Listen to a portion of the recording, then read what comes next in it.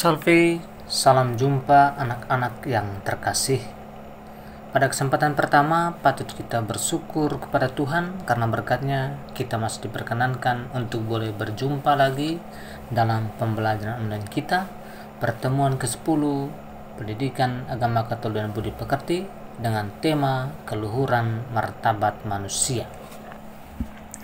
Dengan tujuan pembelajaran yang hendak kita capai, yang pertama, menyebutkan beberapa gagasan dalam masyarakat yang keliru tentang keluhuran martabat manusia. Yang kedua, menjelaskan makna manusia sebagai citra Allah. Yang ketiga, menyebutkan sikap-sikap Yesus yang senantiasa berjuang menjunjung tinggi martabat luhur manusia menurut Injil Lukas bab 19 ayat 1-10 dan Markus bab 10 ayat 46 sampai dengan 52. Baik anak-anak yang terkasih, manusia adalah citra Allah yang paling luhur di antara segala ciptaan Allah lainnya. Nah, keluhuran martabat manusia sebagai citra Allah terutama karena manusia dikasih Allah secara khusus, bahkan hampir sama dengan Allah, karena manusia itu diciptakan secitra tadi, secitra, segambar, serupa atau kemiripan dengan Allah, bahkan sama dengan Allah, kecuali dalam hal dosa. Allah suci, kudus, sedangkan manusia itu berdosa. Maka setiap orang yang meluhurkan martabat dirinya dan sesamanya, sama artinya dengan dia sudah meluhurkan Allah itu sendiri sebagai penciptanya. Nah, Yesus selama hidupnya selalu menjunjung tinggi dan memperjuangkan keluhuran martabat manusia. Namun, terkadang manusia dengan segala keberadaannya, dengan segala pandangannya, mulai membeda-bedakan, sehingga manusia memiliki pandangan yang keliru atau yang salah tentang keluhuran martabat manusia. Pandangan yang keliru yang sering terjadi dalam masyarakat. Yang pertama, sering manusia menilai orang itu dari harta atau kekayaannya. Kalau dia orang kaya, kalau dia banyak auto, itu pasti dia sangat dihormati. Itu pasti kita menganggap dia memiliki martabat yang lebih dari manusia yang lain, dari orang-orang yang lain. Atau yang berikut, menilai orang dari jabatannya. Seorang presiden kah? Seorang bupati kah? Seorang anggota DPR kah? Ataupun seseorang yang memiliki jabatan-jabatan tertentu, kita lebih menghargai dia daripada orang-orang biasa, masyarakat-masyarakat biasa. Atau yang berikut, menilai orang dari penampilannya. Kalau penampilannya menarik, penampilannya jas, penampilannya oke, penampilannya keren, nah baru kita menghargai seseorang, baru kita menghargai martabatnya sebagai manusia. Sedangkan orang yang berpenampilan compang-camping, orang berpenampilan biasa-biasa saja, orang yang mungkin pakaiannya sobek sana sini, kita menganggap dia adalah orang yang tidak memiliki martabat sama sekali. Bahkan mungkin cenderung kita menghina dia. Nah, sikap-sikap seperti di atas itu sudah menunjukkan kita sudah melakukan perendahan terhadap martabat luhur sebagai manusia.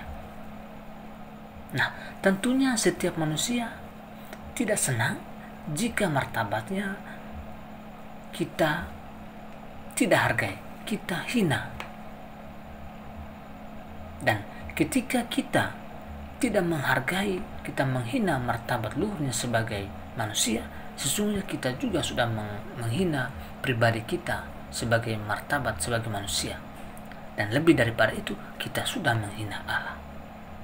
Tetapi ketika kita menghargai martabat sesama kita sebagai manusia, sebagai pribadi, maka sesungguhnya kita juga sudah meluhurkan martabat Allah sebagai pencipta kita. Nah, sekarang kita melihat bagaimana atau makna apa manusia itu sebagai citra Allah. Kita semua tahu bahwa dalam bacaan kitab suci dalam perjanjian lama terutama dalam Kejadian, bahwa manusia itu diciptakan secitra dengan Allah, atau segambar dengan Allah, atau serupa dengan Allah, bahkan sama dengan Allah kecuali dalam hal dosa. Dan secitra dengan Allah dikenakan kepada manusia, untuk semua manusia, bukan manusia tertentu, bukan manusia kelompok tertentu, tapi semua manusia.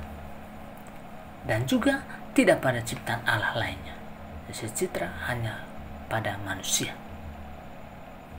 Hal ini mau menunjukkan bahwa semua manusia sama di mata Tuhan atau sama di mata Allah. Tidak ada orang yang merasa dirinya lebih tinggi martabatnya, atau dia merendahkan martabat orang lain, atau menganggap martabat diri seseorang lebih rendah daripadanya, atau kita menganggap orang punya martabat lebih tinggi daripada kita. Tidak ada perbandingan atau perbedaan kalau melihat martabat kita sebagai manusia. Semua manusia memiliki martabat yang sama di hadapan Tuhan, apalagi di hadapan sesama manusia. Nah, sekarang kita melihat bacaan kitab suci yang menggambarkan bagaimana martabat luhur sebagai manusia tadi. Nah, kita akan melihat bacaan tentang Sakeus. Mungkin anak-anak bisa membuka di Injil Lukas bab 19 ayat 1-10 tentang Sakeus. Nanti bisa dibaca di sana. Dan juga Yesus dan seorang pengemis buta dalam Markus bab 10 ayat 46 sampai dengan 52. Nanti anak-anak silakan membaca di sana. Nah, sikap Yesus yang senantiasa berjuang menjunjung tinggi martabat manusia menurut kedua bacaan tadi. Kita tahu bahwa Sakeus itu adalah seorang yang bertugas untuk memungut cukai, memungut pajak yang ditugaskan oleh pemerintahan Romawi kepada orang-orang Yahudi, menagih pajak kepada orang-orang Yahudi. Dan sebagai petugas pajak pasti dia adalah seorang yang kaya. Kekayaan itu didapatnya dari hasil korupsi juga. Nah, oleh karena tindakannya yang selalu menagih pajak, bahkan menagih lebih dari yang seharusnya, maka dia tidak disukai oleh orang-orang Yahudi. Dan juga orang-orang Yahudi meremehkan dia atau merendahkan dia sebagai martabatnya sebagai manusia, merendahkan dia. Orang Yahudi menganggap dia sebagai orang yang paling berdosa, orang yang tidak patut dihargai, dan mereka tidak memperlakukan Sakeus secara manusiawi. Martabat manusia Sakeus tidak dihargai, malahan direndahkan. Tetapi Yesus tidak. Yesus menghargai Sakeus. Yesus menerima Sakeus. Yesus memandang Sakeus sebagai seorang pribadi. Yesus memandang Sakeus sebagai seorang memiliki martabat. Oleh karena Yesus menerima dia, maka Sakeus pun menjadi pribadi yang bertobat.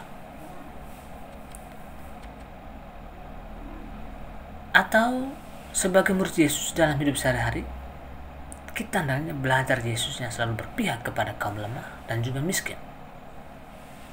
Dalam kisah penyembuhan Bartimeus tadi, Yesus mengajak kepada kita tentang sikap terhadap sesama yang berbeda status. Seorang seperti Bartimeus adalah sesama yang patut kita hargai. Banyak di sekeliling kita, di lingkungan kita, di sekolah mungkin, banyak kita menemukan orang-orang yang kesulitan, apalagi di masa-masa pandemik yang kita hadapi saat ini. Kesulitan dihadapi oleh banyak orang. Nah, Yesus tadi menyembuhkan Bartimeus sebagai wujud kepeduliannya terhadap sama manusia, tanpa memandang perbedaan, tanpa melihat bahwa Yesus itu dia merasa diri sebagai Allah, sedangkan Bartimeus seorang yang buta, seorang miskin. Tidak. Nah, dalam kehidupan kita sehari-hari juga begitu. Kita jangan memandang orang yang mungkin lebih susah dari kita, apalagi kalau kita melihat pemulung yang sedang memilih barang-barang bekas. Mungkin kita sinis terhadap mereka.